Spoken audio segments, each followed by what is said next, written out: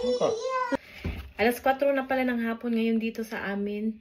So, ngayon magsisimula ako ng aking gagawin. So, plano kong gumawa ng leche flan dahil sa asawa is nagre-request talaga ng leche flan. Meron akong 10 na itlog, tapos meron akong gatas at saka ito is condensed milk at ito is, what do you call this?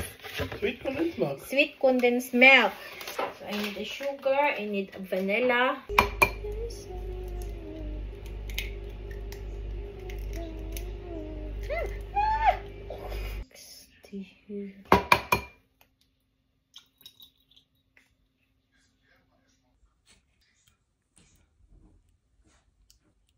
Tapos, i-whisk natin itong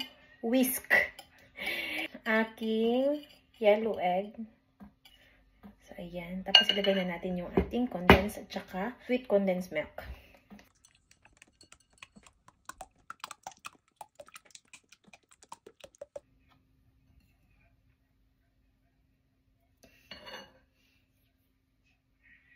Lalagyan natin ng konting vanilla. Pampatingkad ng lasa. Konting asin. Tapos pipigaan din natin ng konting lemon. Ay, maliit lang. Parang 1 teaspoon.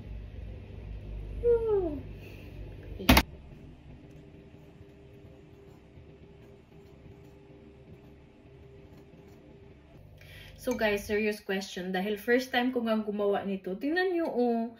Ang daming extra na yung puti. Egg white. Ano bang ginagawa nyo sa egg white kapag gumagawa kayo ng leche flan? Sayang, diba? Ang dami. Siyempre, kalahati ng part ng itlog is hindi nagagamit.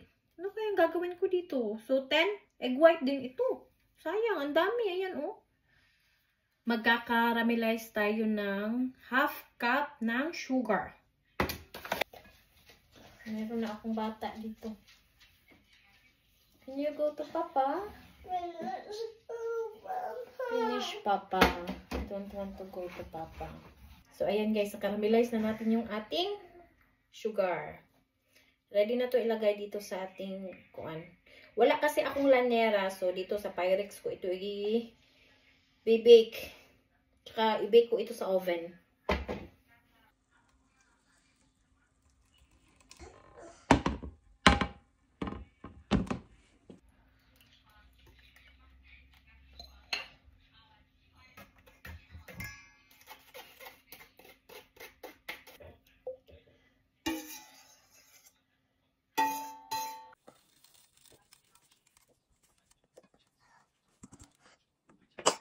Siyempre, lagyan natin ng foil para ma-steam siya.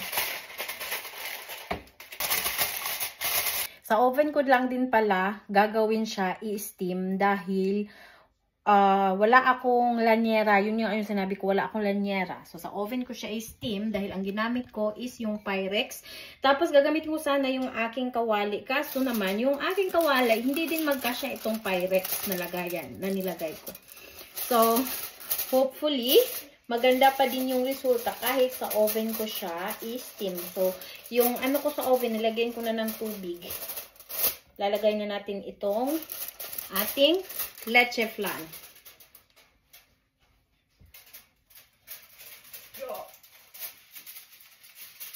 Yan na yung itsura niya sa loob. Okay. Can you bitte in dich drin? Yeah. And then, yeah, directly behind me.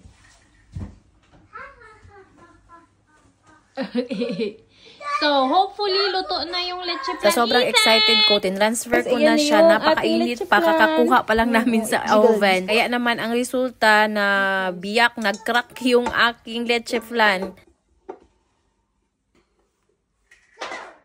Okay. Wow!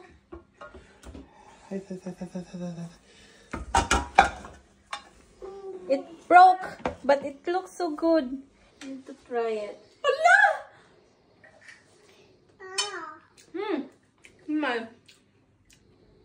It's really yucky. Hala! It's so laka. It's so delicious. First time I make it.